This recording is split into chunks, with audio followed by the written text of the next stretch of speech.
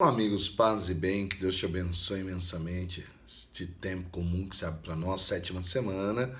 Vamos meditar o Evangelho de Marcos, capítulo 9, versículo do 14 ao 29, que nos diz: Naquele tempo, Jesus desceu do monte com Pedro, Tiago e João. Ao chegarem juntos dos outros discípulos, viram uma grande multidão à sua volta e os escribas a discutir com eles. Logo que viu Jesus, a multidão foi surpreendida e correu a saudá-lo. Jesus perguntou-lhes: O que discutias? Alguém lhe respondeu no meio da multidão: Mestre, eu trouxe-te o meu filho, que tem um espírito mudo. Quando o espírito se apodera dele, lança-o por terra, e ele começa a espumar, range os dentes e fica rígido. Pedi aos teus discípulos que o expulsassem, mas eles não conseguiram.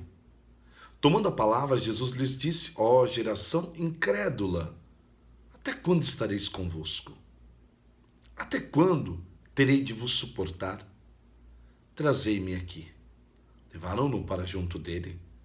Quando viu Jesus, o espírito sacudiu fortemente o menino, que caiu por terra e começou a espumar, sacudindo-o fortemente e a rebolá-lo, espumando.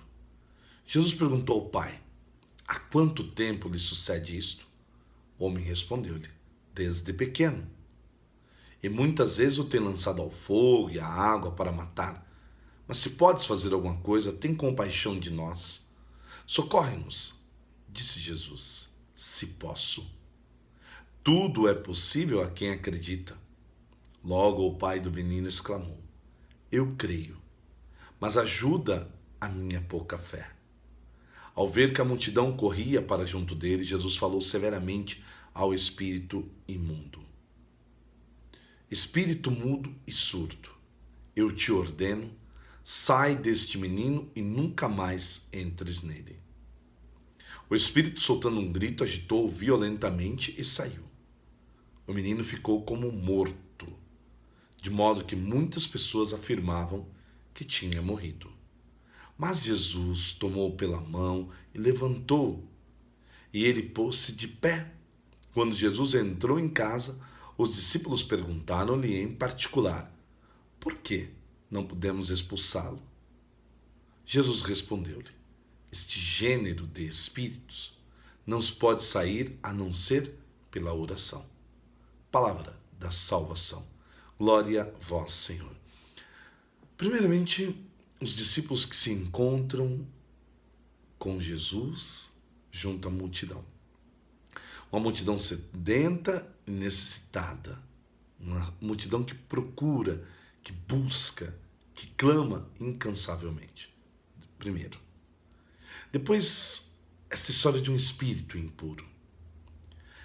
A afirmação da palavra nos traz bem claro, talvez aqui a princípio a gente pensa num mal súbito, pensa em epilepsia, pensa em tantas coisas, mas a afirmação do texto é muito clara: há um espírito imundo, há um espírito impuro, e esse espírito o deixa surdo, o deixa mudo, o impede de ouvir, o impede de falar, fazendo-nos entender que há sim forças acima de nós, há forças ocultas em meio a nós, há o mal está aí personificado, o mal está aí configurado.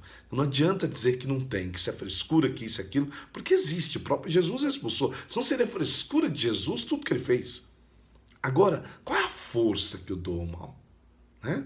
Diante da frase do Pai, Jesus pergunta a ele: e aí, quanto tempo ele passa por isso? Olha, muito tempo, mas ajuda a minha fé, porque minha fé é fraca.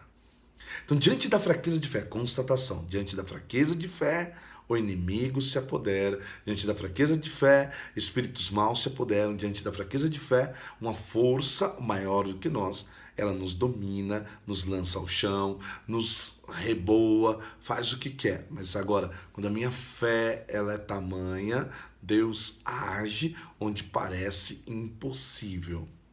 Creia nisso. Deus age onde parece impossível.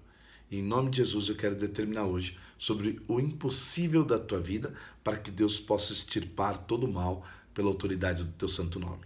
E o último aspecto, força na oração. Jesus disse aos discípulos, não são só palavras, não são repetecos, é oração, determinação, intimidade com Deus para que a graça possa acontecer. Deus te abençoe nesse início de semana, pelo Pai, Filho, Espírito Santo. Amém. Fica na paz do Senhor Jesus. Até o próximo encontro.